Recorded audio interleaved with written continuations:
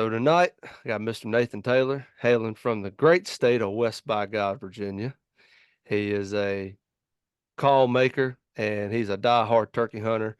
And I have been wanting to get this cat on here for quite some time. So, uh, thanks, man. Thank you for coming on.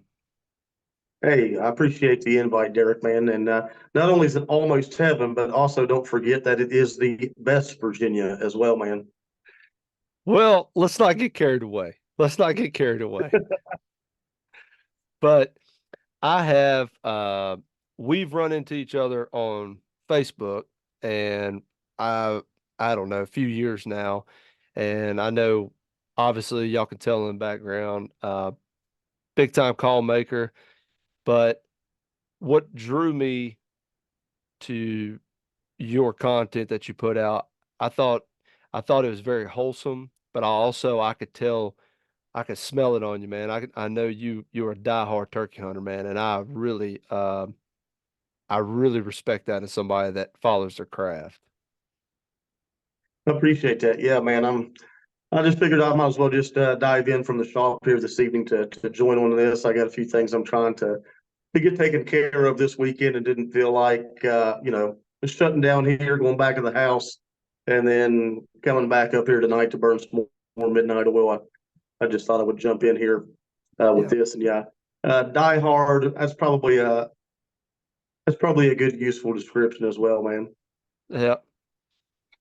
Yeah, I see you all the time, running boxes and you're on there posting funny content and yeah, I've enjoyed that a bunch. I'm sure a bunch of other guys that are going to watch this have enjoyed it as well. Y'all just had what was it, 304 day? Yeah, man, 403? 304 day, March the 4th.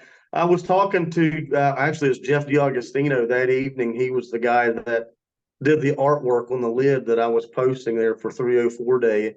And I don't, outside of people that are from Texas, I can't think of any other group of people that have as much state pride as people from West Virginia. Like, I don't see people from, Ohio or Michigan or Tennessee or South Carolina, any of those states acting like, Texas, they're a lot more obnoxious about, hey, I'm from Texas.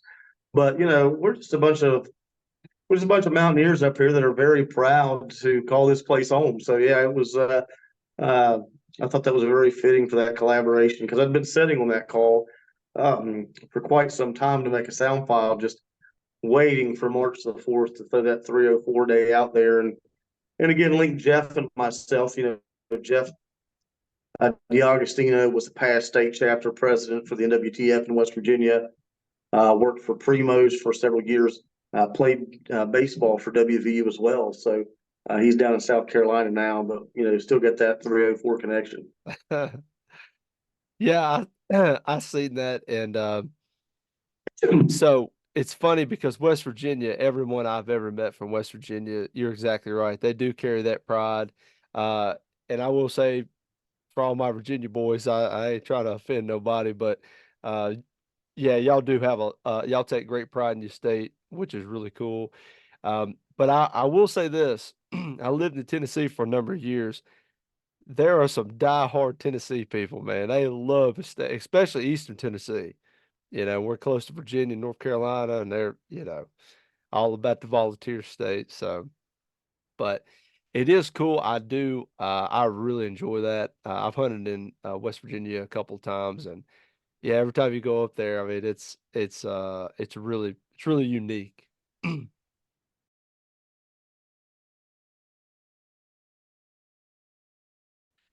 Yeah, what's weird about that is whether it's me or you, it doesn't really matter. We put a guy on the moon in 1969 and talked to him with a Walmart radio. It's like how, we can't get internet, you know. Yeah, yeah, But you're right. Definitely on that. Or we've got terrorists in a cave in Afghanistan that can upload videos to YouTube, but we can't communicate on Zoom. I know it's the weirdest thing. But but yeah, man, so let's dive into the origins of your background and your love for turkey hunting. Where did it start for you? You know, it started for me, we had that initial population boom coming through the late 80s to the early 90s, mid 90s, here in the part of West Virginia that I'm from. So it kind of originated from you start seeing turkeys everywhere as a kid. And the next thing we get a spring season. And, I squirrel hunted a bunch with my dad. I'd run the trap line with my dad. I'd go coon hunting with him and his buddies at night. And we were just really excited because he had never turkey hunted before with fall or spring. So it was all something new. And I can, distinctly remember there in the early 90s going to our local Walmart. And there was a guy there. He was a member of the National Wild Turkey Federation. Had been turkey hunting, a long time, a handful of different states, et cetera. And he had the beards on a rope, like a necklace of those, the spurs, had some calls, and was, kind of promoting and just talking about spring gobbler hunting, going over safety, going over how to call, et cetera. So you kind of, we left Walmart with a Quaker Boy push pin and a Grand Old Master box call, Oh yeah. and bought a couple videos, the Primos guys, those early truth videos, and probably one of my favorite ones. I can't even remember who put it out. It was called Thundering Toms. So, you'd watch those videos, you'd practice with calls, et cetera. And, it's really unique because there's not a lot of times or, experiences where, a father son can do something that's relatively new and share and learn and experiences, together. So, dad would go in the mornings before work. I'd go on the weekends or mornings before school, et cetera, there, through those early 90s, like 93, 94, just tagging along with him. And then it was probably the spring of, I think, 96 or 97. I would have been in the seventh grade when I killed my first bird. It's just Awesome. one of those things that just, seeing turkeys, seeing them strut, watching the videos, going out in the mornings and just hearing them gobble at daylight and having that communication with them, it just kind of, it almost just created, a perfect storm of so many different, thoughts, sounds, feelings, emotions, et cetera, that just kind of, that gets you hooked. And then all of a sudden, you start getting old enough to go hunting by yourself. And, the first bird that I called in by myself and killed was just, that was it. Like I knew that I don't mind a deer hunt. I like to trout fish. I like to squirrel hunt. I like to do a lot of other things, but I could care less if I ever killed another deer. Uh, uh, uh,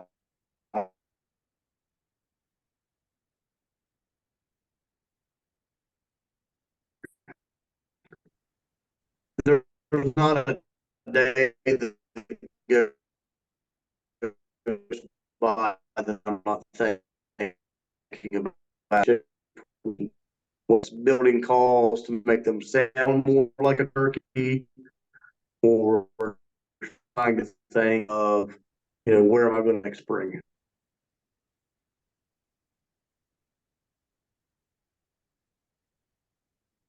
Yeah. So it's lagging again. Did You're you can live you hear now, me? man. Any other It's weird. It's like you can hear and see me fine, but I can't hear and see got you you now? fine.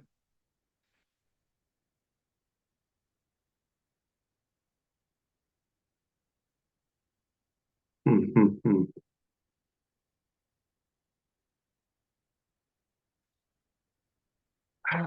Yeah, I don't know. Do you have good connection on your end? It's showing that I've got like 4 or 5 bars of service. Yeah, I've got 4 bars of 5G right now, man.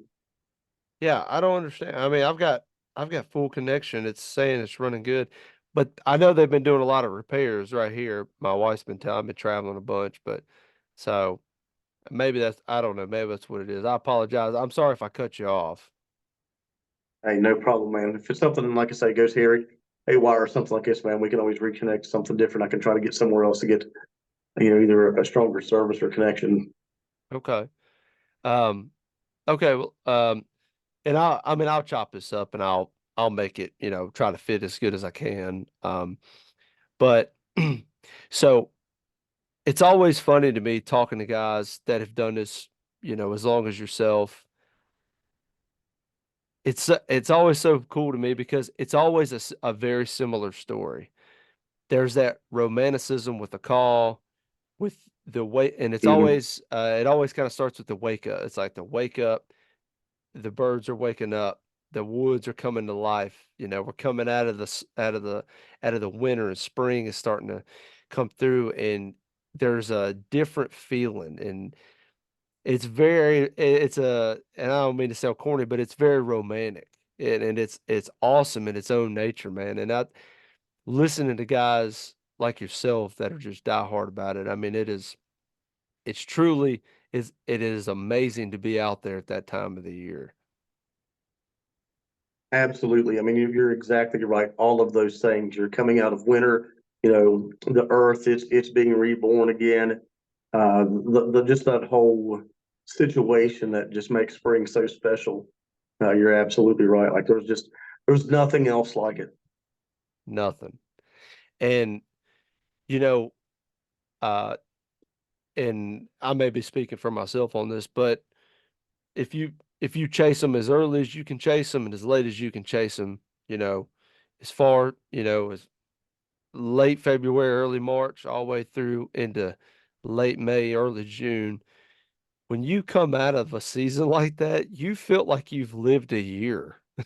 Like, and it's like you see especially in the later in the year, you see trees are full bloom, and I mean they're you're looking at full foliage, it might be a little bit lighter green, but you come out of those seasons, you're like, I feel like I've lived a year in the last 3 months. Yes, it doesn't take long from the last year I started in Florida in March and it ended about the third week of May in Rhode Island and a bunch of points in between. And you're right. I mean, it's like the fastest and slowest Yeah, 12 weeks of the year. You it know, is. it seems each day goes by so slow, Yep. but it seems like that week flies by. It, yeah, and it's kind of like I heard my wife say one time, like raising kids, it's long days and short years, and it's kind of the same way, turkey hunting. It's like you have these super long days, but the week is so short. Um, I believe it was it last year or the year before, man, you went on a world traveling tour, right? That was last spring. Yeah, last spring was one of those.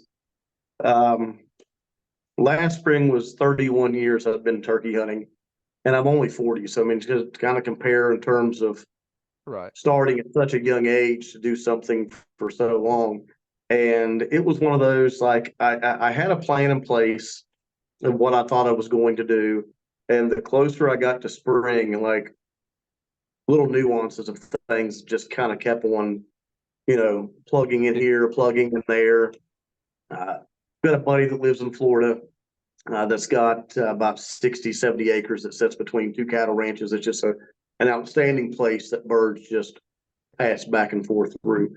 So, ran down there, got two Osceolas, came back a couple weekends later, turned around and went down to Georgia with Tim Murdoch to the KT team hunt with Tim.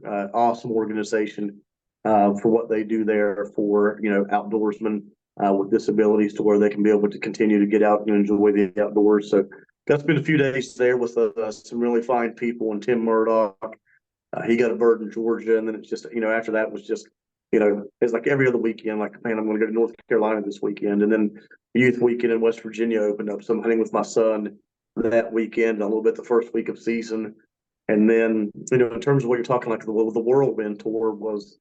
Um, I convinced myself that I was going to buy, and I wouldn't say convinced myself that I'm going to. I bought a one-way ticket to had a rental waiting on me, and I was going to hunt north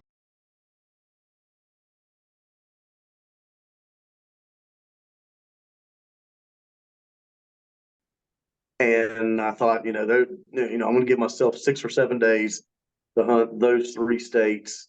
And, things just started snowballing in a very good and very blessed way. Like, yeah, I mean, I got a Rio along the Sacramento River in California just a few minutes after legal shooting light. I mean, right as soon as the bird hit the ground, man, he landed right at our feet, coming out of the cottonwoods and flying across the levee into this, walnut grove, and as soon as I got, as soon as that was taken care of, some of the folks that were the workers there on the farm, breast the bird out, gave it to them. They were going to cook it for lunch. And looked at the guy I was with him like, look, man, you don't care. I'm just going to go ahead, throw the stuff in the vehicle and head.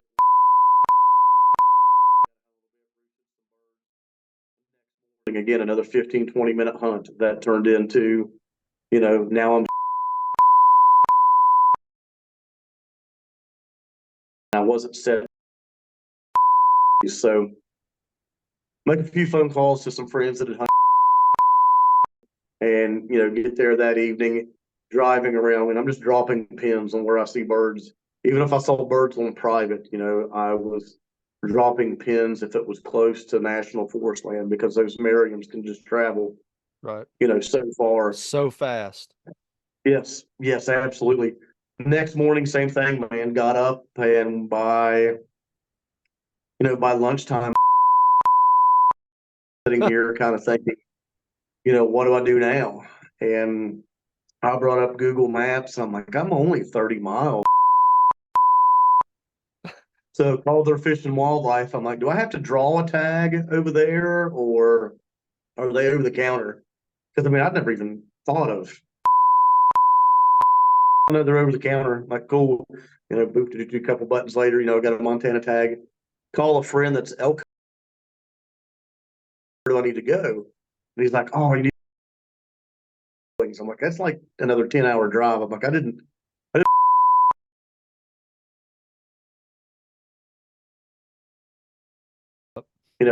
We plotted a route that I was taking, and I got to where I got a little bit confused there with where I was at there in Idaho. But anyhow, I got to that little man, I'm zapped. Stopped to get a coffee. And the lady there's like, is there anything other than the coffee you want? I'm like, a blueberry muffin and a place to kill a turkey would be, really nice. She's like, hold on a second. She's like, hey, honey, come here. Her husband was in there getting, just sitting across the seating area there talking to some buddies, and he came over and, pointed me in a couple of directions of some places that some block management land that's open for the fall. He's like, if these guys let people come in and hunt elk and mule deer in the fall, he's like, just knock on the door, they'll probably let you turkey hunt. And just started, making a milk run, just driving around that part of Montana, and found a gobbler and some hens on this one piece of property. And I drove by this guy's place like 6 or 7 times in the span of like 3 hours. It was just like I'd go to one spot, then back to his, and drive somewhere else and back there. Yeah. Then finally, I catch somebody outside, and I'll never forget. Like I'm in a rental car with California tags, a black SUV of some sort. So I pull in, jump out, and this guy and his workers are kind of looking at me. And again, he just keeps staring at the car. He doesn't even look at me. I'm like, dude, I said, let me just start off the conversation with, I am not from California. Okay. And he's like, well, this conversation is starting a whole lot better than I thought it was going to when you pulled in. So, introduced myself, told him what I was out doing. And he's like, sure, man. He's like, wherever you want to go. He's like, just, from those cottonwoods up until you get past the barn lot, anywhere in between that, don't hunt. I'm like, man, that's awesome. So, down the road I went and parked and got down in a creek drainage and, made a setup, and it wasn't no time. And I've got a Montana bird. So, left there and then went a little bit earlier. But yeah, it was just one of those, such a magical trip. Like, not often does everything go right and then more. Yeah. That was one of the few, like, I can hunt 30 more years and never have anything like that happen. And, once I get back home, finish hunting in West Virginia.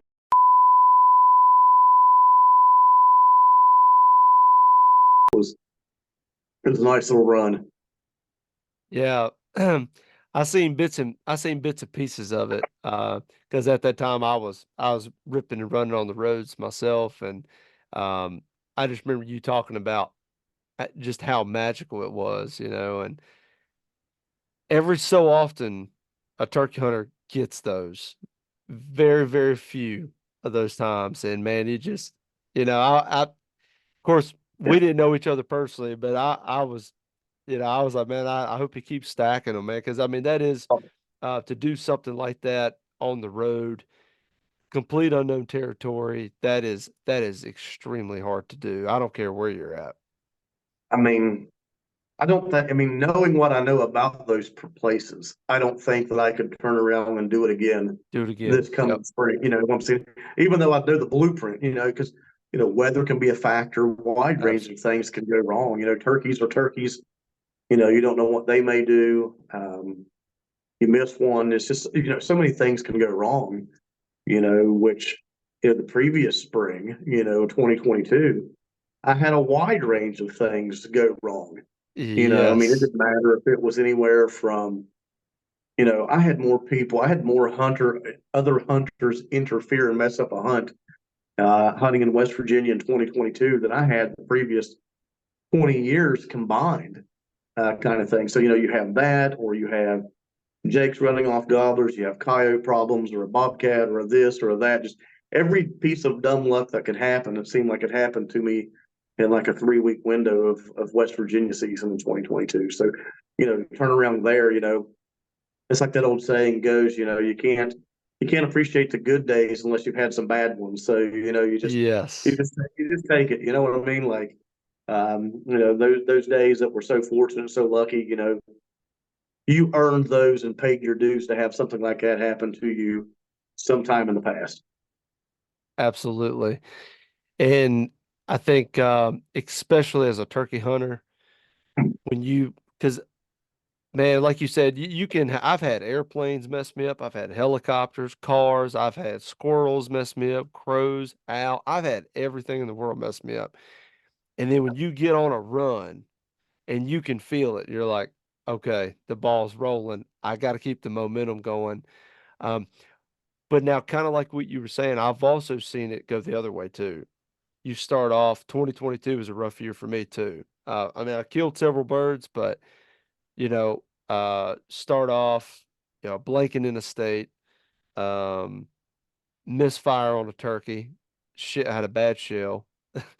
uh, end up missing two turkeys. I thought was my fault. Turned out it was the gun. The gun, TSA must have bounced it down the tarmac when they got it off. It was off 10 inches high and 2 inches to the left. I don't know how that happens to a shotgun, but it happened.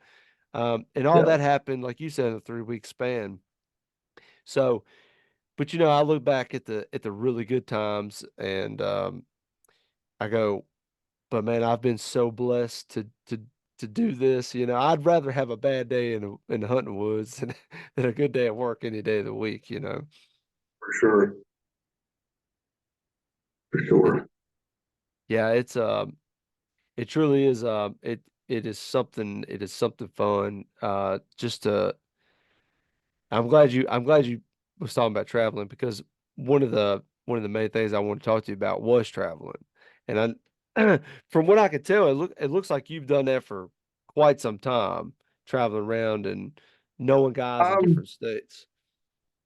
you know, it's kind of been hit or miss. It's been one of those deals where, you know, starting in about 2014, 15-ish, I went to Florida, you know, because I was wanting to piece together a Grand Slam.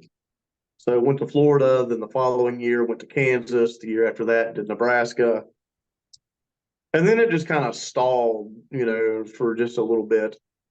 Um, a couple of years later, I wanted to go hit the Midwest for a week and did Illinois, Iowa, Indiana. You know, Iowa was one of those deals where it was just bad weather, you know, thunderstorms, 30-mile-an-hour winds, you know, everything that, you know, you just couldn't get anything to work there. Right. You know, was fortunate enough I got an Illinois bird, and then I'm hunting Indiana on the way home, and it was just, again, dumb luck after dumb luck after dumb luck saving these birds. And then it just kind of turned into, once you start looking at that, you're sitting here looking at, you know, having these different experiences. Like I know what it's like hunting West Virginia. I've been to Florida, I've been to Kansas. I've hit, the Northwest Panhandle of Nebraska. Let's just try to see different regions of the country and what that feels like. And then, from that started evolving of like, okay, you know, if I play my cards right and start putting together and piecing certain regions, I really started kind of, daydreaming about thinking about, do I want to try to chase that US Slam type thing? And, you sit there and your mindset goes through a lot of different thought processes because that's the end thing to do right now. You've got so many social media influencers that have got, Oh yeah. a very young generation of turkey hunters that, people that's only killed 2 turkeys in their home state are like, man, I'm chasing 49 right now. And that's awesome that they have those dreams and goals. I'm not going to, Chasing try to 49. chime in. I'm not going to try to chide into, any of that. Everybody has their own reasons of what they're wanting to do this for, and I think for me, what kind of really set it in motion for me was, I went through about a 17-month section of life where anything that could go wrong did go wrong, personal life wise, went through a long drawn out divorce, lost my job, lost, home, and everything that you kind of worked for, was gone. And, I started diving into some of the books that Doc Weddle from Indiana, anybody that's familiar with traveling turkey hunters, I probably know Doc's name. And Yep. just the way that Doc was able, like how you're talking about romanticize, the way that Doc Weddle was able to capture and relive and explain the hunt like that, to me, that was more of a, okay, all of those bad things uh, are behind me now in life. Let's try to figure out, let's refocus what is important. Let's refocus what happiness is, focus in on being a dad on the times that I had my kids, the most important piece, obviously there. And then, beyond that, what are some things that, I want to try to accomplish in life? And I'm just, those writings from Doc is kind of my inspiration. Like I want to see the sun come up somewhere I've never seen the sun come up before. I want to hear turkeys gobble in that location, and I want to Yep. hunt them. And when I Yep. get done with that, I want to be able to find a place where I can get ice cream or Mexican food or a good prime rib or whatever it is that place, is known for. Like, the thing I love about Florida, going between Ocala and Jacksonville across 301 coming home, I love stopping at the roadside stands and getting fresh strawberries or, orange flavored barbecue sauce or honey that's came from the orange tree blossom, like things that you can only get there, or like Vermont maple syrup, or those pieces of things there that kind of enrich the trip and make it more than just about the hunting. So it's trying to pace myself so I can have those experiences, and also at the same time not try to rush through something. I just turned 40 last May, so my goal is trying to pace myself that by the time I'm 50, I can accomplish this. And, Yep. last spring was really a big jump in that. So, obviously if I have springs like that, it's not going to take 10 years to do it. Yeah. But at the same time, I'm also being real of, I'm very realistic in terms of you never know what's going to throw at you if you have to go back and redo a state. There's a handful of states you got to draw tags, et cetera, to make things happen. So, I guess when you have conversations with people, a lot of people may be drawn to wanting to do something for a variety of reasons, but that's my why. Yeah. I think it's a big important question to be able to answer. What's your why in life? Why am I doing this? Why am I doing this? Why am I doing this or that or whatever it may be? And to me, that's my why of wanting to, travel in Turkey. It's something that I just can't get enough of it in West Virginia, and I want to be able to see so many other different experiences. Yep.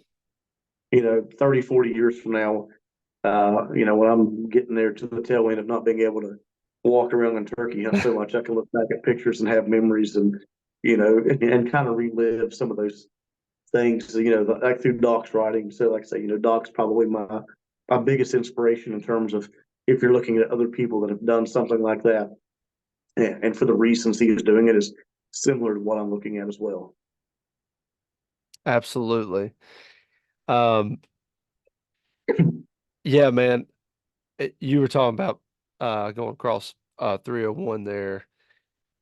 Going the thing that has the thing to me that I love about going out of state or just going to a different region of the country, I've had opportunities to kill turkeys with people that I personally know in a such and such state, right? I could kill them here. I know they got the birds, they kill them every year, and I've been invited, but there's a region of that state that I want to hunt because of what it looks like or uh the difficulty level or whatever it is. And I have blanked on states doing that. And I've had guys call me like, why didn't you just come down with me? And I'm like, I could have, but I wanted to do it this way because that's just I wanted to see it from my own perspective. And I think when you truly talk about a cultural experience, and you hunt Louisiana, you hunt Oklahoma, Northern California, South Texas, when you hunt these different places, you get a full experience with that turkey. Absolutely. And when you get to kill that bird, the hunt is awesome in itself, right? It's a gift from God, but when you get to that whole entire trip of you thinking about him, driving there, flying there, and then that wake up that morning, the build up to that hunt, and then you toting him out by his legs. I mean, that is something. The kill's just a cherry on top, man. I think that is a complete cultural experience, and we live, in my opinion, the greatest country in the world, and we have so much diversity, just landscape, people, food, just different culture across the country, and to do that chasing after a bird, man. I mean, you couldn't ask for something better than that. Yeah, and to throw in those experiences you're talking about there, man, it's just, the stone fences of the Northeast, the covered bridges of Vermont, Yep. um, the swamps of certain places. Like you talk about different experiences. I was talking to a guy from Georgia a couple of weeks ago in Nashville, and he was talking about, he had just built this wooden boat that he was, he's like, my dad had one of these. He's like, I finally built one. And he's like, I want to be able to float down the river, through this one piece of public. And he's like, have you ever heard owls or gobblers across, coming across water or up rivers like that? I'm like, no, man, but that sounds like exactly like something I need to kind of put on my bucket list, like like I say, I've never done that. So, Yeah. let's add that. That's something, we want to do that too. Devil's Tower in the background, of a Wyoming or South Dakota bird. That's a bucket list, you know, experience and visual right there as well. So that's just, again, we've got such, like you said, we got such a diverse and amazing country, and to realize that we have turkeys in 49 out of our 50 states, Yeah. for us to enjoy is, pretty darn awesome to think about. Yeah. And it's funny. You you did this earlier. Most of the guys you talk to that, well, I guess people, guys and girls, that have ever done this and they travel around and hunt different places, they will tell you about the experience more than the kill every single time. And they'll say, I had to do this, I had to fly here, I had to travel here, I lost my stuff here, the weather was bad here, golf size hell here. And then they say, but I ended up finding one in some cottonwoods. And they're like, oh yeah, and then we went over this state. And so it's kind of you gloss over that part because the experience leading Yeah. up to that anticipation, that in my head is what sticks with me far past the kill, man. You kill them, and that's what you're there for. But I have met, and I've had guys on here the last few weeks, and we've talked about this. The people that you meet, just like you were talking earlier, the people that you meet on the road are some of the best people in the world. Now, I'm sure, there's always the bad apples out there, but I have met some of the greatest people in the world. And to me, I mean, it's kind of like a cherry on top. Like it's like, man, we didn't kill one, but man, we met some awesome people and had a great experience, ate some amazing food that I never would have ate back home, doing all that in the pursuit of a freaking turkey. Absolutely. Absolutely, for sure, man. What are some of the places, we talked about, where I've been traveling to, bouncing around. Where's your travels taken you the last couple of years, Derek? So, South Florida for me, I wanted to hunt there for years, ever since I was a kid. I ended up going to South Florida, and I had a absolute ball dinner. Blanked both times. Well, last year I could have killed one. His beard wasn't nearly as long as I thought it should have been, but the experience that I had down there, that I've had down there, and the growth that I've developed, I think, as a hunter, for me was um I think head and shoulders stands above anything else as experience for me. So Florida definitely has been some. The Northwest has been really fun. The Midwest, Oklahoma was a lot of fun. Hunted the Southwest, hunted the North. New York was a lot of fun. Killed a bird last year there, but um, yeah, I mean, and there's a lot of states in between there that I'm not really talking about because I didn't hunt there, but I drove through or touched down there or whatever. But yeah, man, I mean the Midwest is something spectacular. It's just that's a different style of hunting. I mean, being from West Virginia, hunting in the mountains, going out there on flat land, rolling hills, hunting cottonwood, trees. It's a different world, and I think for me traveling, that's where I kind of cut my teeth was in Oklahoma because it whipped me the first time I went there. Was we just went about it all wrong, but I got redemption last year. I went back out there and ended up killing one last year. So That was me and Miriam's. Like, they're such a beautiful, like probably the prettiest of the ab subspecies, and absolutely, they live in such beautiful areas. But the first time I hunted them, it's like we can't just set up on these birds like we do back home because in 20 minutes they could be a mile and a half away, they are mobile, son. type of thing. So, you know, last spring was a big learning curve of getting over the hump of, going to Nebraska once, going back to Nebraska, learning a little bit more, and putting some of those things into place of being able to, have different tactics than what you're used to in terms of how we set up and, at least the Easterns here, that are the way that I've grown up hunting birds. There for a while, I was like, man, these are the most aggravating things in the world. They still are. I still maintain. Sorry, Gotcha. We were getting. I just started the recording. Sorry about that. That's fine, man. We were taking off right where we left off, but yeah, Merriam turkeys, man, are just, I don't know. They're frustratingly fun, I guess is the best way to describe them. Like when you can find one that's in the right mood, they're a lot of fun. When they're not, it's just like, Get your track uh, shoes, exactly, man. especially when you get in elevation with them. When you start when you start knocking down, 4, 5, 6, 7, 8,000 foot elevation, and you start getting up there, that's a different animal. Um, they act, you know, for one, you can't breathe, once you get up there with them, but they act very different.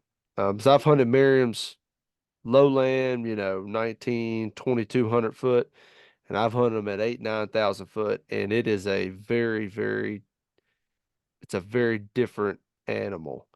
Um, and it may just be my experience with them, but the Merriam turkey, because the problem with them is they gobble so daggone much. Our birds around here, you start applying pressure to them, they're gonna shut up. They may do what you want them to do, they may not, but they're gonna shut up. You get in South Florida. they're gonna shut up. But a Miriam, I mean, he'll sit there and gobble at you, and you're like, well, I mean, he's not coming to me. I mean, he's not. I don't know what he's doing, you know. So it's a different ball game, and of course, you're hunting in different landscape as well. But, um, but eh, I mean, would you agree? Every little place that you hunt, you take a little piece from that, and you apply it somewhere else. Yeah, absolutely. I mean, you just kind of keep putting experiences in that Rolodex to try to, pull something out to Yep. see what you think. And again, in terms of situation, it is so situational because what's the timing of the breeding season? When you're there, how are those birds acting? What's the terrain? What's the weather? There's so many variables. Like when I was in Washington, it was in the thinking it was getting in like the upper 50s, low 60s, but I was talking to a local and he's like, this is the first time we've had this many days of sunshine at this temperature in a row since early October. So, if I would have been there a week sooner, it would have Right. been a completely different experience type thing. If you'd have been there 2 weeks Yep. later, different experience there. So, you have all of those variables as well. I mean, just think of what the dynamics are at home, whether you've got a 2 week, 3 week, 4 week, 5 week season, how those dynamics go from opening day to closing and all of those variables and, how they can be different, year to year.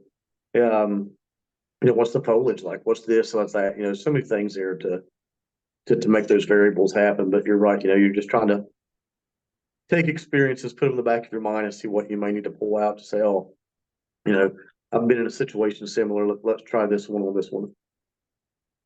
And it's funny because I've been with uh I've been with people, and I talked about this a couple weeks ago with a guy, but I've been with people, and you know we're working a turkey, and he's not real cooperative, and they're looking at me like I have all the answers, and I was like, I appreciate the confidence, but I don't I don't have all the answers. But they've been with me enough times that they're like, to them, they think that I am, the Messiah to them. They're like, oh, but you do have all the answers. Every time that, we hunt together, we kill one. I'm like, yeah, but I mean, we just, it just happened to work that way. And, we was working a turkey. This has been 3 or 4 years ago. And we had the ideal setup come out. I mean, topography was exactly how you want it. And they were like, this is where we need to be. And I was just like, I've been here in this situation. I was like, that's not. And then we ended up setting up in a really bad setup. And we ended up killing that turkey. And that turkey did exactly what I thought he was going to do. But it wasn't because I'm some genius. It's just because I've had too many turkeys with me in that same situation. And you start hunting these different places, and you take a little bit from Florida, you take a little bit from Nebraska, New Mexico, Washington, Minnesota. You take just a little bit and you start to put that puzzle together. And I think for guys like myself, you guys like us that just love it 13 months out of the year, I think that puzzle was constantly in our heads, just like this. Yeah, well, it's not only that, but it's like anything else. To get good at something, and again, I'm not saying that I've arrived at the level of good, but experience and mistakes are the best teachers.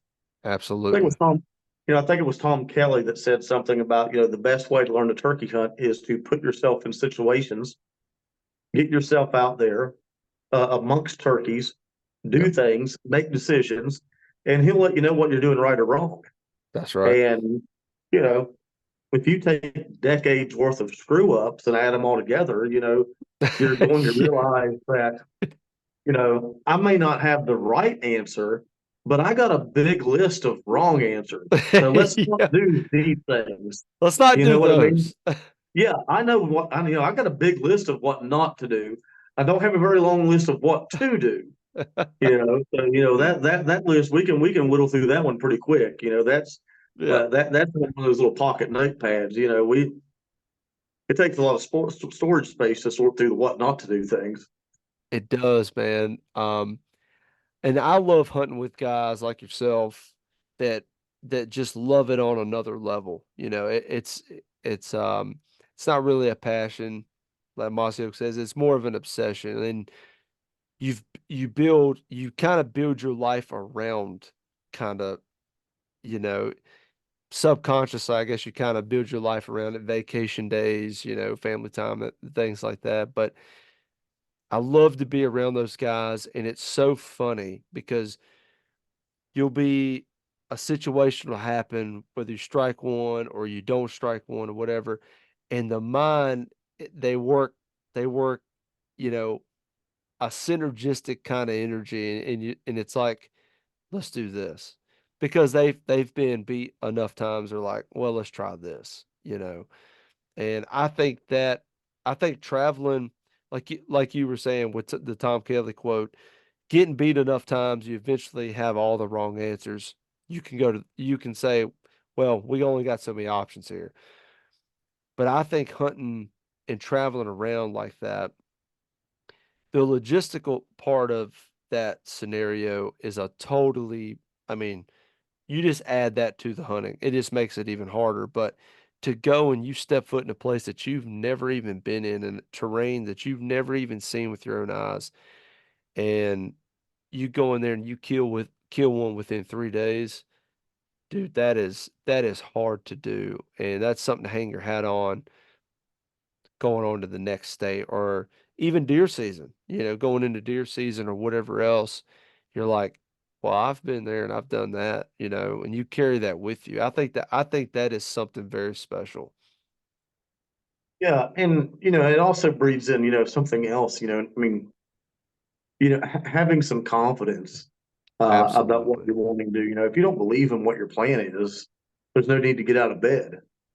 That's right. Essentially, like, Yep. I wake up every morning thinking I'm going to go kill a turkey today. And that doesn't happen, but you got to have that mindset of I'm going here. This is my plan, and this is my plan B and my plan C in case plan A doesn't work. And again, you may walk back to the truck with your tail whipped. You know what not to do with that bird, in the future, or those circumstances, etc. But you know, I tell a lot of my buddies, I'm like, if you can't wake up thinking today's going to be the day Yeah. every single day, man, just take up golf or, go fishing that day. Don't even set your alarm, kind of thing. Cause it's just, it's just a mindset, to be able to get up, from March to the end of May and hunt, anywhere from 18 to 25, 30 days, whatever, in a 45, 50-day window, on top of, working, hunting before work, vacation Kids. time, kids, soccer games, kids, homework, all of these things that you've got pulling you in a bunch of different directions, to keep that focus and to kind of keep having that mindset of, you know, tomorrow's the day, that alarm goes off, your feet hit the ground and it's like, you know, he's riding home with me today. That's right. Yeah, and that's exactly right, man. And when you step out, when you like you said, man, that's a really good quote. You know, when I pop out of bed, he's gonna die today. I like that. Um, whenever we go, me and whoever, you know, and I always tell him, I say, I know how to kill him. Maybe he dies, maybe he don't, but I know how to kill him. Let's go whip him, you know, and most of the time he wins. Most of the time. Yeah, And I've had people, I just talked to a guy last night. A lot of people see the pictures that are posted and they're like, man, that guy is absolutely annihilating them. And that's not the truth. What you're seeing, you are seeing the highlight reel of that guy's hunting time. You're not seeing the downs and the ups, and you're not seeing the full picture of what's going on. And exactly. I just had a conversation with two friends of mine, and they're going to another state far out west, and and I told him, I said, I understand that it may seem a certain way. I said, but when you get there, it's going to be a different ball game. And so I was trying to kind of point him in the right direction on maybe try this, don't try that, kind of give them, what I'd done that worked, what didn't work, in my favor. And talking to them, I can kind of tell they weren't quite grasping what I was saying. And I was just like, I mean, it's one of the things you'll figure it out when you get there, but you have to go and experience it. I mean, that's just at the end of the day. I mean, if I called you up and I said, "Hey man, I'm gonna head to, wherever you were last year. Can you tell me exactly where to go?" You could drop a pin, tell me what calls you used, but it's a totally different game because you had different barometric pressure, you had different weather. Maybe it was a different time of the season. Maybe they ain't breeding, they're in a different phase, and maybe they're pushed high, maybe they're pushed low, and I don't know. I mean, there's so much to that game that you just have to figure out on the fly. Absolutely. Absolutely. And again, that confidence piece, you kind of mentioned it, in terms of the calling thing too. Like I've noticed the last several years, like I have condensed down to what I'm taking to the woods with me, to where Absolutely. Yep. it's what I'm confident with. I know that I have killed turkeys with this making and stretch and cut a mouth call, this pot, that box call, and that's it. It's like if he can't be killed with these things, my mind, I'm saying he ain't dying. He died. Yeah, that's exactly He, right. he Yep. ain't dying. I've got that much confidence. I mean, I've got a pot call that, and I've seen guys that's got like 100 marks on their Cody world class slate or whatever something like that. I'm not that level, but I got a pot I built a couple years ago that I've only had for a few seasons, and I think I've killed like 18 birds with that call. I mean, I've been using, a buddy of mine from Kentucky makes my mouth calls. I've been using Brian's mouth calls for the last, I don't know how many years. Like, I don't even know what he makes. I just call, I mean, 2 days ago, I called him. I'm like, you know what I need, don't you? I'm like, I need 10 of them. I'm like, I don't know anything else about them. I don't know I don't know the materials. I don't know the cut. Don't know, you make them like I like them, buddy. And, He you knows just have that. that, you have that confidence factor. It goes back to, you know, a buddy of mine's uncle always said, how do you know that you've perfected running a turkey call? It's when you know what sound it's going to make before you pick it up and try to make the sound. And That's having exactly right. having those calls that that you can do, what you're wanting them to do, short list, narrow those down and have just that with you. It's just kind of, simplify things. 1000%, man. That's very well said, man. Because as I've gotten older, exactly what you were saying, I have trimmed down and trimmed down and trimmed down.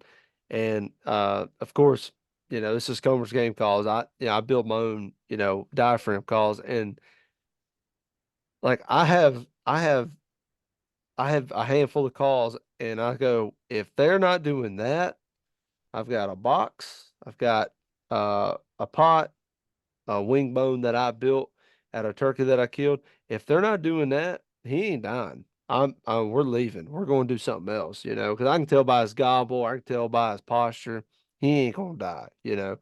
Um, but also, like you were saying earlier, I think that also comes from just experience and time with them, and you just know, and you can just sit there and you can kind of listen to him, and you go, yeah, he ain't right, and just head out of there. And I had a buddy of mine, this was 4 or 5 years ago, and he asked me, he's like, how do you know if he's right? And I said, I don't really know how to explain that. I mean, it just you can hear it, and this kind of I had Scott Ellis on a few episodes ago, and we had talked about this. There are some people that can run a turkey call, sound really good, call turkeys, they can kill them, no problem, but they're tone deaf. Have you ever experienced that as a call maker? Like when you make a call, you can notice a distinct difference in different woods and acoustics, and like you run it for somebody. And I'm not trying to throw anybody under the bus, but I have buddies like this, and I go, that's a distinct difference, here, and they go, I don't really hear it. Or you can be in the woods and a hen is calling. She sounds totally different than this hen over here. And they go, it just sounds like a turkey. And I'm like, man, that's a very different hen. Have you ever run into that? I mean, I'm guilty of it. I mean, building calls, like I'm to the point, like it's hard for me to listen to other sound files on Facebook. It's hard for me, you get focused in on a sound that you're trying to make, that you hear other sounds that kind of, blocks your mind. At the same time, like I think based on my grades in elementary school music class, I'd probably wager to say that I've got a quite a level of tone deafness myself. But it's just, you know what I mean? Like Yeah. I know what I'm looking for. Like it's a call, like you can feel it, you can hear it, that type of thing. But when I'm trying to get to that next level of sound, I mean that's where I got two or three buddies that I resort back to, either put them on speakerphone and playing calls or sending sound files to get to that last piece. But I know what you mean. A lot of folks just they don't see the forest for the trees, in terms of sounds, that type of thing. You've got to be really astute in terms of studying turkey sounds, studying turkey vocabulary, and being able to listen to, hearing that front, middle, back end note of a yelp, being able to hear those intricacies to see that something, the tone changes there, that it's not just high, flat, and raspy, or low, clear, and flat type thing. Yes. So, um, I had uh had an instance. Person called me and said they just had started building pot calls. This has been, I don't know, 5, 6 years ago, and they said they just started building pots, and it was like, I want you to run them. I didn't know this guy this well, and I honestly I don't even know how we met, to be honest. But anyway, we had each other's numbers. Long story short, I go over there and I run the guy's calls, and I thought they sounded really good. I was like, man, that sounds really good. Um, he said, man, that just sounds so much different than the way I run them. And then he ran a call, the same exact call, and totally different hen. And but he thought that he sounded bad. I said, that's exactly what a hen sounds like. And he just didn't have, like you were talking about, he didn't have the confidence factor. And I told him, I said, man, I said, I'm gonna be honest with you. I said, you're probably not gonna win a competition with that sound, but you're gonna kill a pile of turkeys with that sound. And he said, but it doesn't sound like you. I said, because the hen that I hear in my head is not the same one that you hear. And that doesn't mean that it's wrong or bad, but you're gonna kill turkeys when I can't, and I'm gonna kill turkeys when you can't. Hens, that they all sound different. And it was, to me, it was very eye-opening that we could run the exact same call, same strike. It was a pot call, same striker, same call, hand pressure, finger placement, all that stuff, and it made it Yes, sound completely different. I was to the point that I was like, how are you doing that? Because I was like, I want to, because to me, I thought that sounded the most realistic. And he hated it. He was like, man, that just doesn't sound like it should to me. And I was like, man, I'm telling you right now, that right there is gonna put a lot of turkeys in the grave. But it was very interesting to me to hear that. absolutely. There's so many variables in terms of, again, same call, you know, how you grip the pot. Do you palm it? Do you hold it with your fingers? The pressure that you've got there. How the grip that you're putting on the striker dowel, your placement of your fingers up and down that dowel. How much down pressure are you putting on the playing surface? The angle of the striker that you're holding it, the angle that it's coming across the playing surface. Are you Right. coming, from the outside in more to a 45, or is it a flatter stroke? how, where you're playing that, lower to the center of the call, further to the high, there's so many variables there in terms of playing that call that change everything, and box is no different. Again, Absolutely. the grip, your wrist motion, the pressure, all of those things, impact everything so greatly. What you can run on, I can't, vice versa, that kind of thing too, man, is to a very variable in terms of playing calls that, a lot of folks I think may just overlook that. They just think that, because so and so plays this call and it sounds like that, that's what I should sound like. Right. And that's Yeah. usually not the case. I've run in that to that's a really good point. I actually had a guy last year. Um, he messaged me. This is before I had my website and all that stuff. He messaged me and he said, "I can't make the call sound like you." And I was like, "Well, there's a very high possibility you're not going to sound like me." I said, the good Lord made our mouths different, teeth formation, lungs. I said, there's a lot of variables that go into that sound. And um, he sent me a sound file. And Nathan, I'm not lying to you. He sounded 10 times better than I did. And I was like, dude, what's the problem? And he was like, he said, I wanted to sound like you. And I was like, man, don't ever try to sound like another person. Try to sound like a turkey. And um, Absolutely.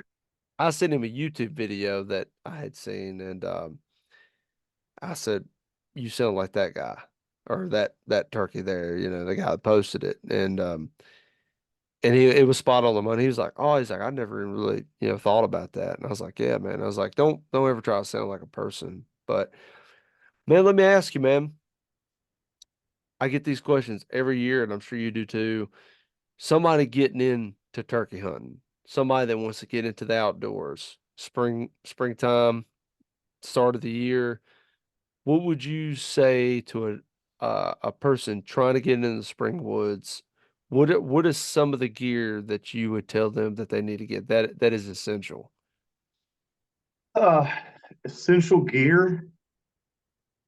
Very good question. Let's just we're just going to kind of talk about their hunting, an Appalachian type region, West Virginia, Virginia, Yep. Carolinas, Tennessee, something that I'm used to there. So, to me, obviously you need to be comfortable. So what do you have clothing wise, boot wise? What are you going to have in terms of, how are you going to carry your calls? Are you going to do a vest? You're going to get a Glenda Green satchel? Are you going to have a gobbler lounger? Right. Be mindful of some things of what you're doing there to make sure that, when you set up on a bird, you're not going to be moving, so you've got that factor as well there. If you're just getting starting out, I would not suggest buying a dozen or 15 different turkey calls. You know, I would probably also stay away from buying tubes, air suction type things that take a really high distinct level of skill to be able to play. That's going to frustrate you, I think, in terms of that. So I would look at finding a box call that's very easy to play. I would probably look at getting a slate or a glass pot call, maybe a mouth call type thing there. Be simple with that. Practice, play those, and get those to where the sounds that you're going to be getting to make there. In terms of your setup piece there. So I think that would probably cover some bases there. Again, get a shotgun, pattern that thing at 40 yards. Figure out what's giving you a good even pattern that you're going to have there. So make sure you've got the right setup there and you're confident and safe in knowing what it's going to do at 20, 30, 40 yards type thing there. In terms of getting ready to hunt, try to go out and scout, listen for birds, try to pay attention to where it is that they're going once they fly down. What is it they're going to be doing? And if you know those things there, I think some of the best advice I was ever given years ago as a kid was, turkey hunting is not that difficult. You just need to go where turkeys want to be and act like a turkey. Yeah, that's right. if you know that they're going this certain direction out a ridge or down a point or to a field or going along a creek bank or whatever that is, you're not going most likely convince them to go and do something else, especially early in the season when gobblers are still basically at the mercy of where hens want to go. You know, Absolutely. if it's a satellite kamikaze gobbler, no problem. The late season, once that pink incubation hits, usually my area of West Virginia, that May 5 through 10 time frame, that's when you're more likely going to get a bird to do what you want to do because in a matter of days, all his girlfriends started, sitting on a nest type thing. Right. So, kind of be mindful of those things. So I know it sounds like I'm kind of rambling and getting really deep into No. some things because there's a lot of layers, to that in terms of Yes. making sure that you can be able to set up, remain still, remain motionless, be able to move quietly or sit quietly while you're, sitting there working that bird as well. So, a wide range of things there that I think that, I'm not trying to overcomplicate it because really, when you look at it compared to other things that you can hunt, you know, it doesn't cost a whole lot of money to go buy a lightweight pair of 6 pocket camo pants, camo long sleeve shirt, a camo hat, gloves, and a face mask at Walmart. It doesn't take a whole lot to buy, a box of copper plated number fives and a pump or single shot shotgun. You know what I'm saying? There's a very low entry point to getting into turkey hunting.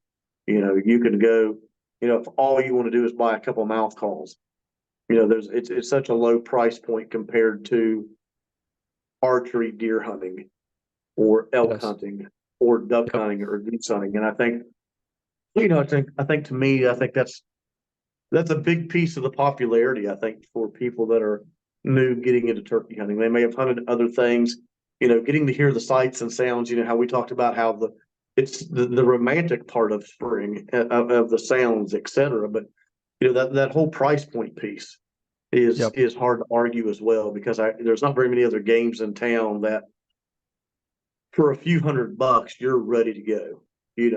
From head to toe, tall. You know what I mean. You can get it done relatively cheap compared to a lot of other things in hunting. That's a really good point. I've never heard somebody put it like that. Yeah, that's a really good point. Um, I just told a guy last night, um,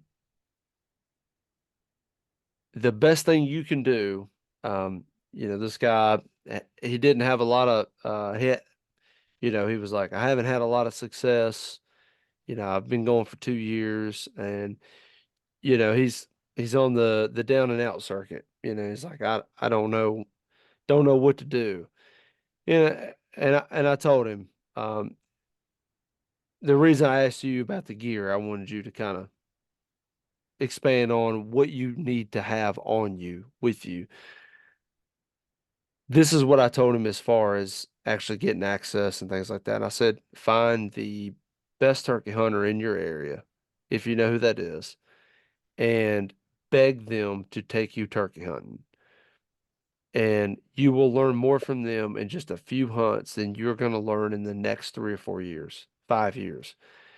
They're going to say, we're set up here because of this. Now, you may not believe them, but you're going to end up having a situation where you do get burned and you're like, that guy was right. So you're going to start believing more of what he says.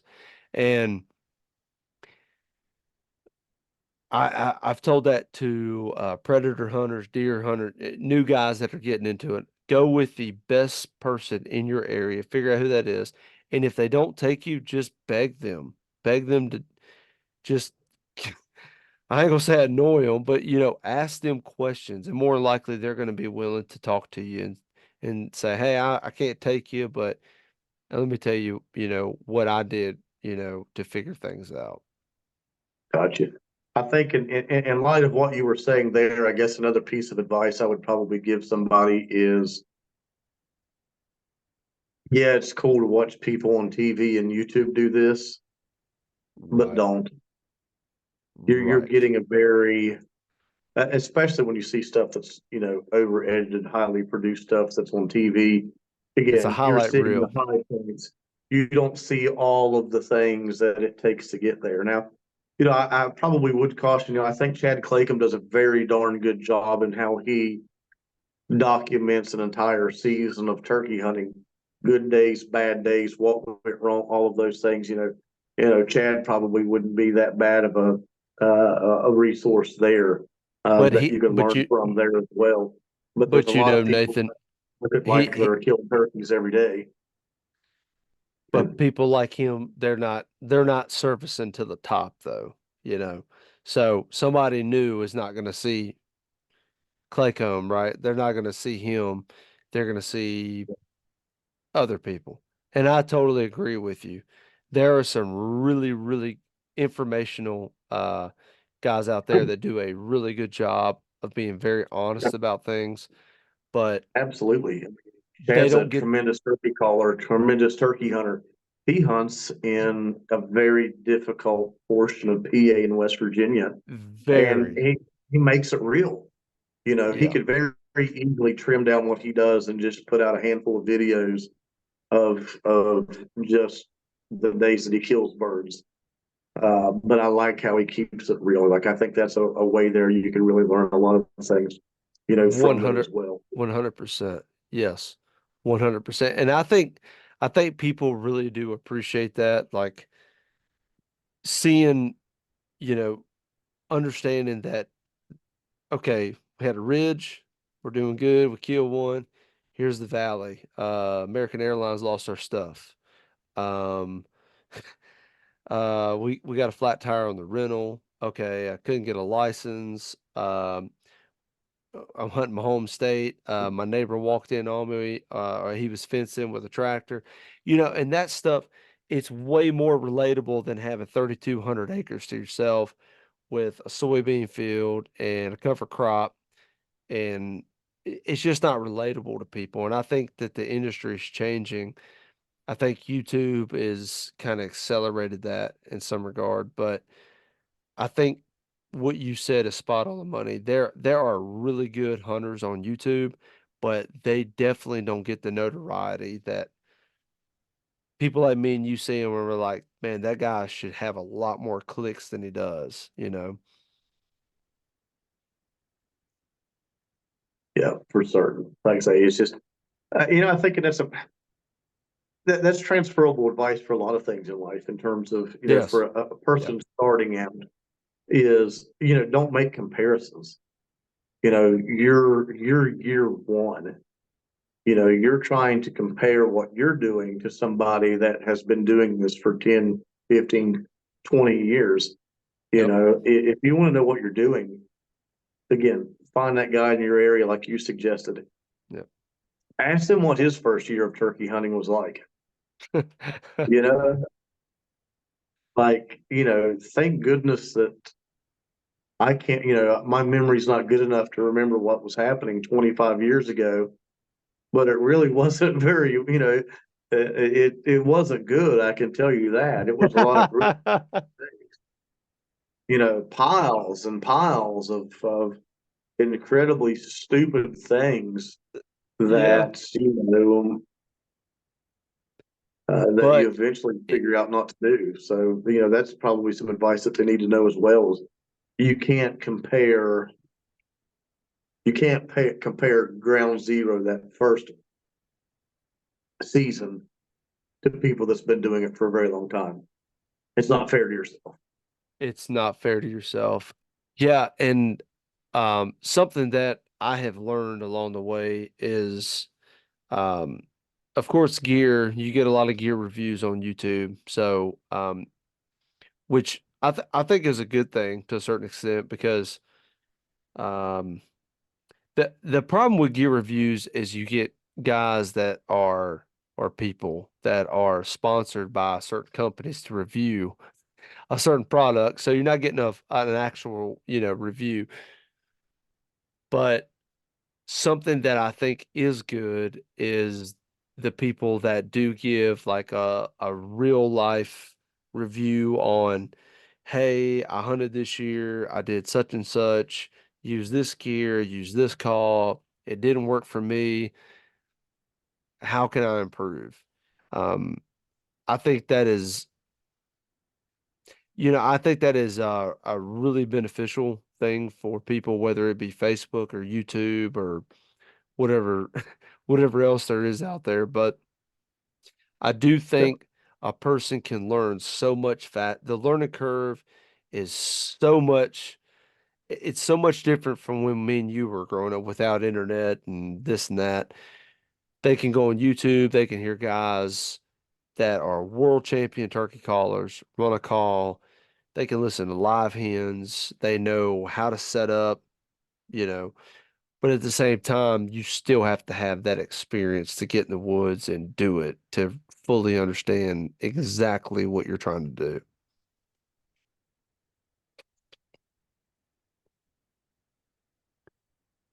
So, do you Yeah, think do you think that the YouTube, Facebook influencer crowd, do you think it's a net positive or a net negative over over the entire younger generation far as getting into turkey hunting?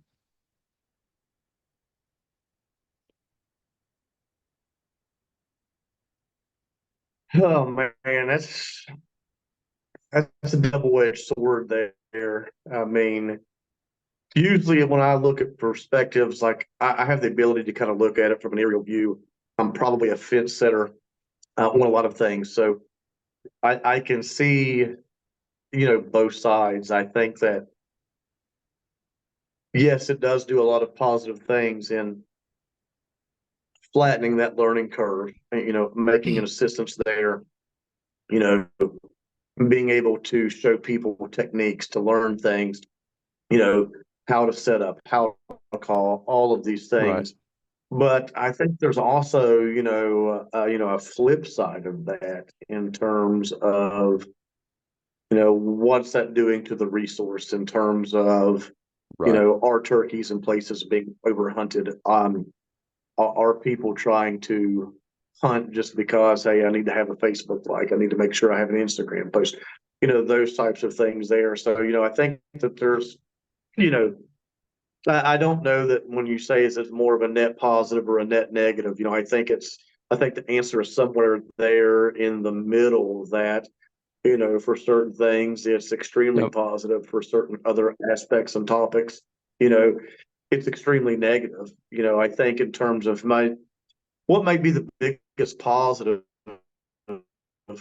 for it is I think that if something is popular, people are aware of it, people are going to want to invest and take care of it. At least I would like to think that. I think that, my hope would yep, be if to hunting, turkey hunting, and they like what they're seeing, they like what they're doing, they like these experiences. Well, you also need to realize that these experiences, were made possible through, efforts like the National Wild Turkey Federation. To me, I think that it doesn't make sense to me that you're a turkey hunter and you're not a member of that organization because of their conservation efforts and what they have done for so long, in terms of helping populations where they're at. When you start looking at the piles of cash that they're putting into research to start trying to identify, some of the habitat or help survive certain different regions of this country right now through studies that are supported through their dollars. So again, it's nice that you have awareness. You think turkey hunting is awesome, but don't realize that these things aren't here because of no effort of other people type thing as well. So I'd like to exactly. think that my personal plug would be there to realize, like, I think you and I were probably raised from a generation of dads that told us to leave things better than you found it type thing. And I'm just wondering if some of these folks maybe could be getting some of the wrong influence as well because of, what you're saying there. So like I say, I know I'm kind of chasing circles there and talking both sides because again, I think No, that that's just the fact of, there's there's a lot of positives, that there's a lot of negatives as well that you see, from those folks as well. That, or at least I don't want to say that the influencers the problem. I think it's the problem of how folks are, receiving that information, how they want to act Yes. and do things as well. So that's why I framed that question like that. I wanted to make it hard on you. That was, yeah, you answered that perfectly because I don't think I don't think there is a net positive or a net negative to it. I think, can you hear me? Am I okay? Yep, I got you. Yeah. That's frozen up. Okay, we're good. Yeah, I don't think there's a net positive or a Okay. net negative. I think that you got to take the good with the bad, and I don't know. And you said it really good. I don't know if it's a good thing that people are exposed to it so much that we overhunt them, or they're exposed to it so much that they understand that we have to conserve them. So that's a really good point.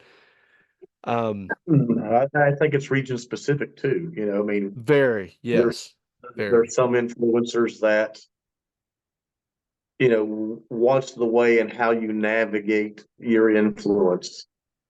It wasn't too many years ago, somebody rolled into Wisconsin, and the next thing you know, the next season, you know, they don't even have over the counter tags anymore because everybody bought them up and went there because they watched the influencer, do Or something big. So yeah, I think that there's certain or things that happen.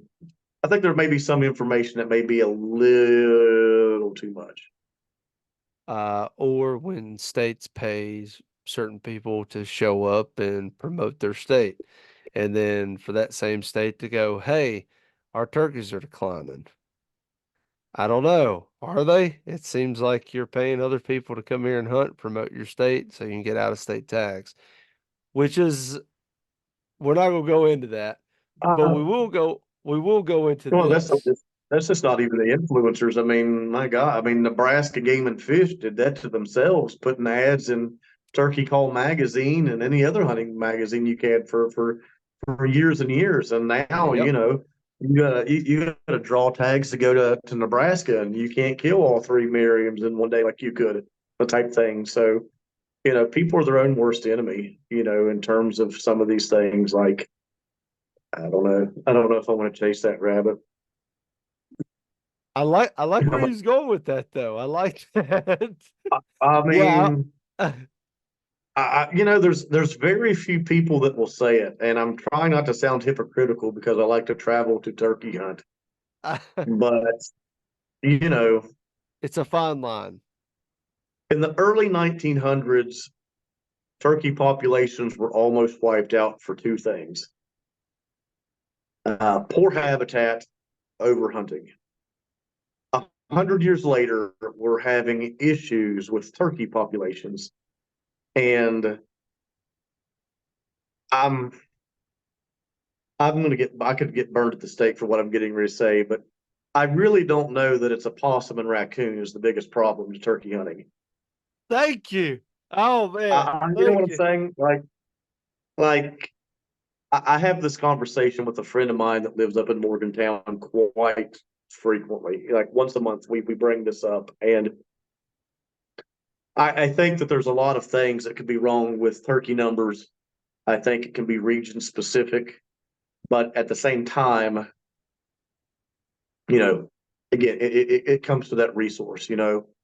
What happened to Kansas and Nebraska? They promoted people coming out here to hunt, They promoted and out the when you're tail too. taking, and yes, and when you take too much of the resource, and then you complicate things on top of that because of, again, I'm not a biologist, so I'm just making assumptions here. I don't, people think because they go hunting, they think they know more than somebody that studied this for decades as well. But you know, when you have habitat loss, you lose nesting habitat. You don't have brood rearing habitat. Those things diminish. You have very poor hatch weather. So, those things compounding on top of hunting, you'll also have, I mean, when you're looking at that late 80s, early 90s, you have that population explosion. Well, you know, it doesn't matter what we're talking about in terms of a wildlife species. There's a flattening out of reintroducing something or putting something into an area. There's that initial boom Yes. that needs leveled off as well. So, you know, do raccoons and possums and skunks and crows eat eggs and tear up nests? Yes, they do. But at the same time, if you have better nesting habitat, that's not going to be a problem. Because there's always been raccoons. I mean? Like I can't Always think, been. I mean, and people will be like, well, do you trap? Do you trap? Well, my dad retired a handful of years ago. And, within a vicinity of around home, he'll trap 20 to 25 coyotes a season, 30 or 40 raccoons. And I can't see any difference year to year other than the springs that we have good hatches. Whenever everything lines up to where hens can go to nest, they have the right kind of weather, and everything like that. That we've had, 5 or 6 years ago, we had a terrible hatch. 3 years ago, we had a great one. 2 years ago, we had a great one. The number of what he's catching hasn't varied much one way or the other, for that to be much of an impact. And at the No. same time, I mean, I don't know, you opened up a can here, but like again, trapping seasons run from fall to winter. What are you saving nest wise when you're trapping raccoons off of you're not trapping them out of the nesting habitat right when Listen, nesting is happening as well. listen, I can tell you this. So I don't know, man. I don't have the answers. I don't have that game biology. I don't have that PhD behind my name in wildlife biology, but you know, I think that a lot of people don't want to realize the harm that hunting is having because I think there's a lot of people that are like, I don't want to be the problem because I've got to make sure that I go tag out in all these states that I'm hunting. And, I'm not the problem. We got to S- project it onto something else. So Me going, me going to Oklahoma hunting is not a problem, Derek. But if you go to Oklahoma and hunt, you are the problem. I could not have said it better. That is So 1000%.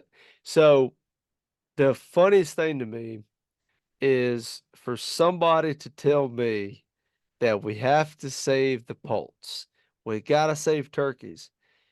And they're hunting 20 states a year, spending God knows how much money, killing as many turkeys as they can, putting on camera how upset they are when they don't kill a turkey. And as soon as June rolls around, they're talking about saving turkeys. And I go, have you ever thought maybe we're the problem? But here's the reality of it, and this may offend some people, and if it does, good. Here's the reality of it. Americans are narcissists. It is what it is. We don't want to submit to a God.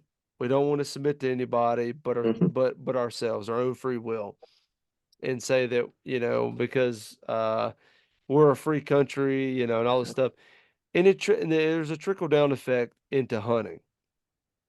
You get into hunting and people are like, well, I'm not the problem. This blind possum over here that you can ride down the road and run over in a car, um, that that's the problem. And I sit there and I go, exactly what you said. We had that boom, 90s into the early 2000s in Virginia. Well, they settled out. I mean, spatial distribution tells you that's what they're going to do. Every species does it. Yeah. That's what they do. And I've run into, well, we'll just say I've run into some folks in different places and it's always, everything around the sun but themselves. And I go, listen, at the end of the day, if you don't want turkeys to go extinct and if you think it's such a problem, quit traveling. Quit going to 40 different Yeah. states and stop spending, God knows how much money to do that. And don't kill your limit in your state. I mean, I Absolutely. mean, if you truly think that that is what it is, then stop killing them. The best thing, um, the best thing that a turkey hunter can do for turkeys is just not hunt them. I mean, I Yeah. mean, You but know, the problem is I mean, I'm trying to think, you get so many other problems that you can't fix. Like people want to right. talk about again nest predators, but what was the study that was done recently that they had tagged adult gobblers and 25% of their mortality was because of great horned owls? Yes, yes, 1000%. Okay. Well, last time I checked, there's not a great horned owl season, so we're just gonna have to deal with that. Right. You know, So you have what? that, you know. Oh, and we But yeah, have in terms of what you're talking about there with the traveling people, again, like I say, we're guilty of it. We do travel, so I'm trying not to sound right, hypocritical of things. but But I think that there's also a difference between traveling and you're wanting an experience. And like one bird, I'm pretty cool with that.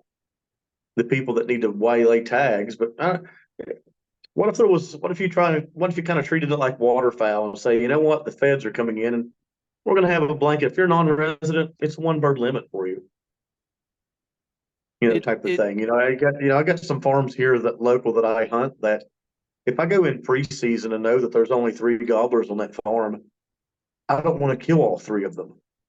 right, If my son or I get one of those three, we're not coming back to this one till next spring. right. Um, something else, two parts of that, which is very, very true. Accountability is a very, very scary word in this country. We don't want to have accountability for our actions. Trickles Mhm. into the hunting world 1000%.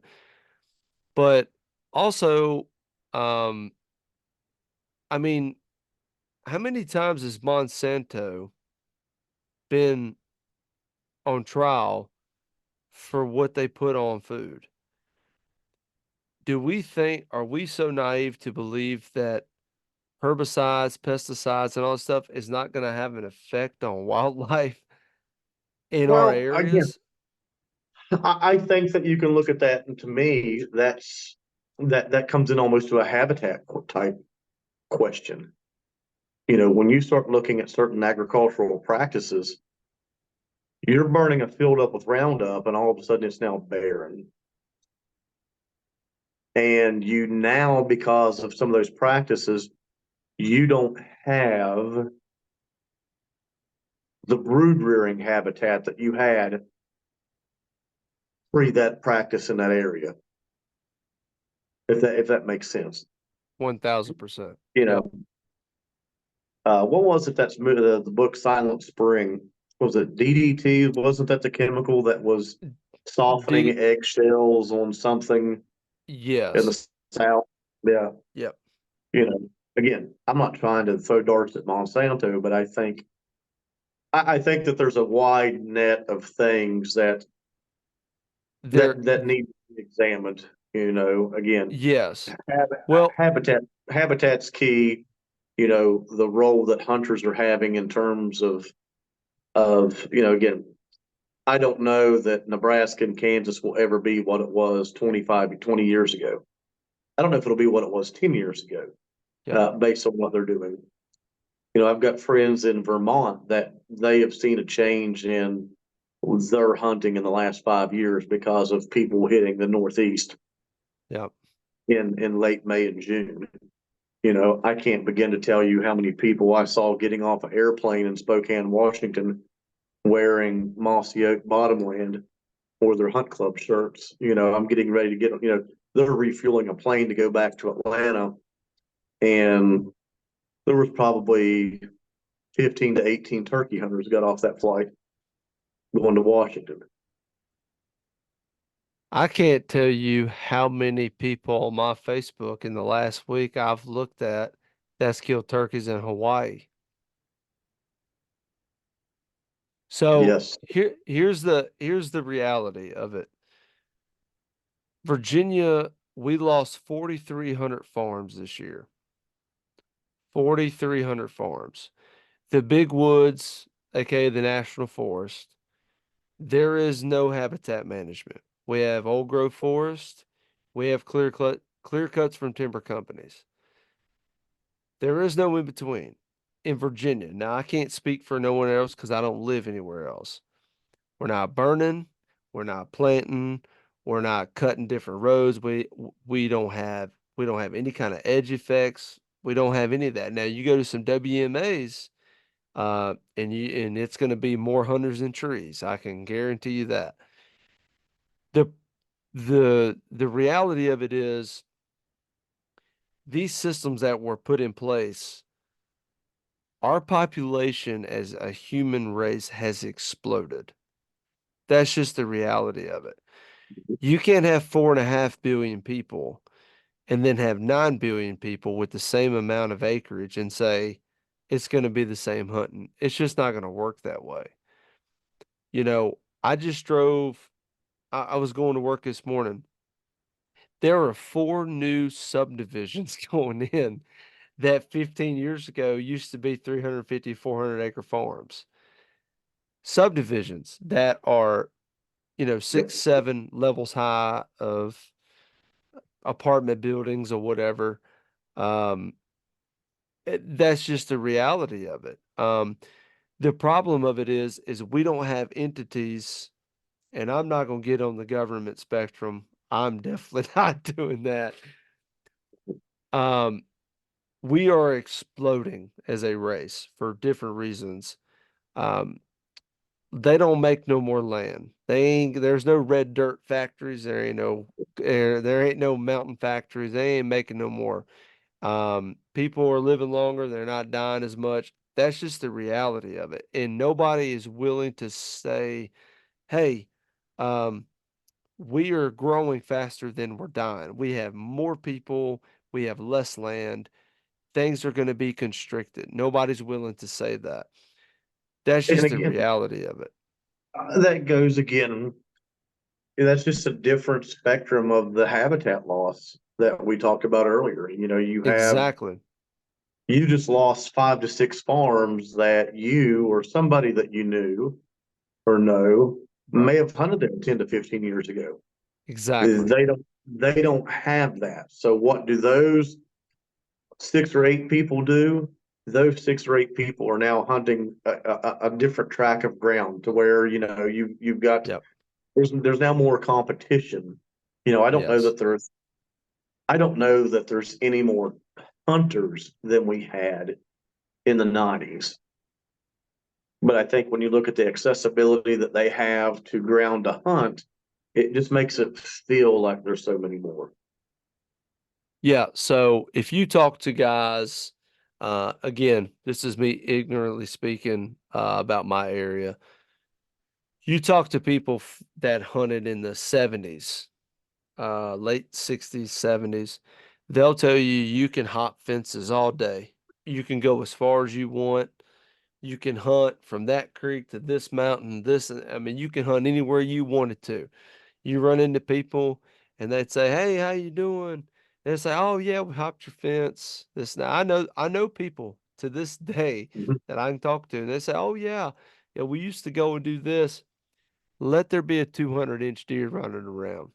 There'll be gates, locks, there'll be tree stands, and it's just greed. And that's really what it comes down to. And so you take that, include YouTube, and like you said, there's so many factors to that. And I hunted an area, this has been several years ago, and they said, man, everybody here, we all get along. In August, a 180-inch deer showed up. Every one of those neighbors put locks on their gates. They put in cattle guards. They had cell Uh, cameras, and for one deer, and this guy told me, he said every one of our neighbor, it was a community. I didn't live there, but he told me, he said we all hate each other now. Took one deer, and until we're willing to accept that reality that we are the problem, nothing is going to change. Something else that is really weird. Today I just took the fifth screenshot. We have gotten rain Friday, Saturday, Sunday for the fifth week in a row. That is I mean, there's 7 days in a week, and we picked Friday, Saturday, Sunday. Not a conspiracy theorist. I'm just saying that's very, very weird. And I have a collection of screenshots. My phone has screenshots. Um, you go from late January to early June, same thing. For the last 6 years, it's been the same thing. Depending on now, when we had dry years, great hatches. We had really, really wet years, bad hatches. I had a, I had three buddies the other day. I was showing it to them, and I was like, "Check this out." And we're seeing the same thing. We're not going to have a good hatches here in Virginia. I don't think so. It's been the same pattern that we've had bad years in. Um, but nobody's willing to talk about that either because we start getting on the other side of the political spectrum when we start talking about, well, climate change and this and that. So until we're willing to accept that, hey, we may be playing a part in this, nothing is going to change. You're right. I mean, we are playing a part, but then it comes into the whole. Well, what do I need to sacrifice? What do I don't want to give something up. It's the guy in the ground blind with the decoys. He's the problem. Right. I said Not I me. It's not me. I sit by a tree and call them up, by gosh, like you're supposed to. I'm not the problem. No, you're if you're punching a tag, you're at the table of discussion of, you know, taking birds. Um, 1000%. Yeah. it just is. But like I say, again, there's so many other avenues that it's easy to kind of, project and point out problems, but I don't think that it's any different than it was 100 years ago. Habitat, hunting pressure, and the 100%. habitat Yeah. and the habitat problems are so much different than they were 100 years ago in terms of what we're going to be dealing with in the future. Yep. That's going to be getting so much worse there. But you were talking about those people with the 180-inch deer. I've got a saying I've been telling a couple of my close friends. I tell them this every fall. If a human being has any bit of jerk in them, a big deer will bring it out Every time. every time. Like, I mean, I'm not from the South, so I don't know what it's like if ducks do that to people. They don't do them here. Turkeys don't do that here. But again, you let a deer come into play, man, and it's like, ah, It's unreal. it, it, Yeah. it's unreal. What is surprising to me, the human error of that, right? People make mistakes, people are flawed, but something that is amazing to me is when people say, um, and this may be controversial. If it is, good. I hope it is. I hope it does. I I mean I truly I don't care anymore. When somebody goes, I trust a government entity to fix a wildlife problem. I go, that is probably the worst idea I've ever heard. Like, there's a reason why the National Wild Turkey Federation was formed, Turkeys for Tomorrow was formed, all these different chapters, all these different third party secular groups have been formed because they can't. I call so there's a state, I'm not going to say where it was. There was a state we call when we go out of state, we call certain people, biologists, people that should know what they're doing. And we kind of have a script that we go by, and we kind of gauge what they tell us based off of those loaded questions, see how much they actually know, and then we can trust what information they give us. One of those questions is, what subspecies do y'all have in your state? The biologist for that district told us that they had black turkeys. I said, well, which one of the six are we talking about here? And she said, I'll be honest, I truly don't know. And I went, right. You shouldn't be in that position. And that's just the reality of it. And the reason that we developed that sheet is because we've run into that a bunch, more states than not. Um, it's unfortunate. I know because I've went down that.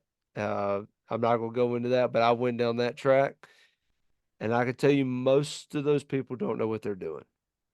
And if you think that those people are going to save your beloved species or whatever that it may be, you are sadly, horribly mistaken. It has to be us. It's just the truth of the matter.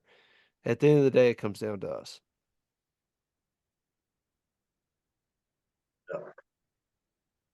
I didn't mean to get dark, but I mean that's just the reality of it.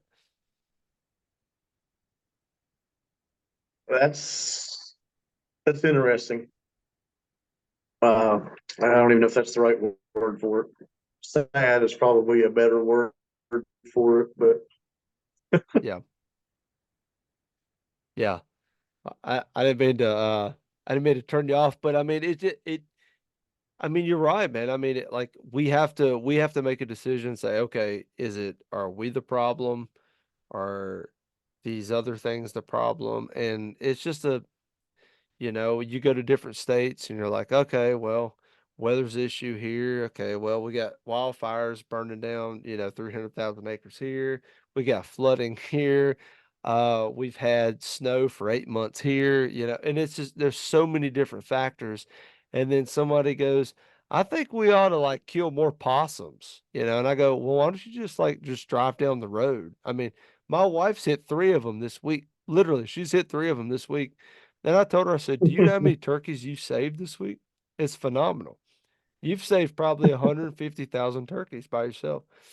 And it's just and then there's places where there aren't possums. And they're saying we ought to kill possums. And I go, well, there's no possums in that area that I hunted. I know I looked at the map. But is there a right answer? I think you said it best. Is there a right answer? I don't think there is a right answer. no, not again, not until exactly what you're saying, not until we as hunters, collectively can realize what part of the problem we're playing in a sense, Absolutely. and what sacrifices are we willing to give up to make a difference. I mean, I saw a trail cam photo of a southern state on one of their such and such state turkey pages of a gobbler breeding a hen. And their state moved their starting date back a couple of weeks, a couple of years ago. And people are losing their freaking minds that this gobbler is breeding a hen and that it's all going to be over with by the time their season comes in because they're freaking DNR, they don't know what they're doing and Yeah. yada, yada, yada, but I mean, I don't know. I mean, let's go back to that whole state pride thing we started with. Like Wayne Bailey's from West Virginia. Right. There's an NWTF because of Wayne Bailey. There's turkeys in West Virginia and North Carolina and a bunch of other states because of Wayne Bailey, his research, him realizing that he could take this cannon trap that people developed and were using to catch geese. And he realized that if I throw scratch corn out of the ground, I can catch turkeys. And if I catch turkeys, I can relocate them. You know, I don't know that the turkeys changed any differently than, when Wayne said, your hunting should start when pink incubation hits. You know, those boys down south just don't get that. It blows my mind that they were able to have 4 or 5 bird limits and never even have to check them in. It was just, Scout's honor, man. I've only killed 4, Mr. Green Jeans. And You I'm know, sure you know, I guarantee you they told the truth every time. I guarantee. I guarantee it. I mean, you and I have heard stories of what people have done when, guys that's in their 60s talk about back in my outlaw days. And I wonder why you don't have any turkeys. And then they'll tell you, I've had yeah, well, I'll just go ahead and say it. I've had a real problem with that over the years, and I had a guy tell me that they used to kill, well, no, I'm not gonna put that out there, but they would kill a lot, and they would go, and they would follow it up in the same breath. I just don't know why they're not here anymore. And I go, if you go into your bathroom, there's a sink. If you look above it, you might you might figure it out right there, in the Yeah. mirror. You might look at it and see it. And 'cause if anybody, raises chickens, I mean, raises livestock, you're not gonna have a bumper crop every year. That's just not how it works. But anyway, well, we're drawing down on time, man. Mr. Nathan, I'd love to have you back on, man. You're a knowledgeable guy, great turkey call maker, and I know you're devoted to the outdoors, man. And I really appreciate you coming on. Thank you so much, man. That's Hey, man, I appreciate you having me. And like I say, when it's urged to, get bored with my ramblings again, man, just shoot me a message to set up. Yeah. Yeah, it's no worries, man. And I apologize for the technical difficulties. I don't know. Um, It's, again, I don't know why that is, but it I'd happens. love to have you on again, man, if you want to do it. Absolutely. Like I say, just get with me, man. We'll make it happen again. All righty. Hey, buddy. I'm gonna holler at you this spring, man. Good luck to you, buddy. Thank you, Derek. You too, buddy. Hey, take care, man. See you, buddy. Bye.